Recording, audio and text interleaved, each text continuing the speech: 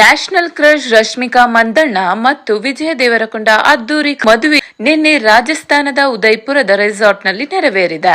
ಅನೇಕ ವರ್ಷಗಳ ಪ್ರೀತಿಗೆ ವಿರೋಶ್ ಜೋಡಿ ಮದುವೆಯ ಮುದ್ರೆ ಒತ್ತಿದೆ.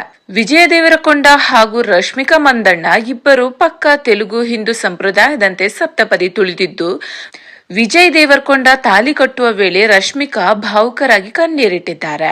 ಇನ್ನು ಮದುವೆಯ ಸಂಭ್ರಮದ ಫೋಟೋಗಳನ್ನು ರಶ್ಮಿಕಾ ಮಂದಣ್ಣ ಮತ್ತು ವಿಜಯ್ ದೇವರಕೊಂಡ ಸೋಷಿಯಲ್ ಮೀಡಿಯಾದಲ್ಲಿ ಹಂಚಿಕೊಂಡಿದ್ದು, ನನ್ನ ಪತಿಯನ್ನು ನಿಮಗೆ ಪರಿಚಯಿಸುತ್ತಿದ್ದೇನೆ ಎಂದು ವಿಜಯ್ ದೇವರಕೊಂಡ ಮತ್ತು ತಮ್ಮ ಪ್ರೀತಿಯ ಕುರಿತು ರಶ್ಮಿಕಾ ಸುದೀರ್ಘ ಪೋಸ್ಟ್ ಮಾಡಿದ್ರೆ, ಮತ್ತೊಂದೆಡೆ ನನ್ನ ಬೆಸ್ಟ್ ಫ್ರೆಂಡ್ ನನ್ನ ಪತ್ನಿಯಾಗಿ ಪಡೆದುಕೊಂಡೆ ಎಂದು ವಿಜಯ್ ದೇವರಕೊಂಡ ತಮ್ಮ ಪೋಸ್ಟ್ ನಲ್ಲಿ ಹೇಳಿದ್ದಾರೆ.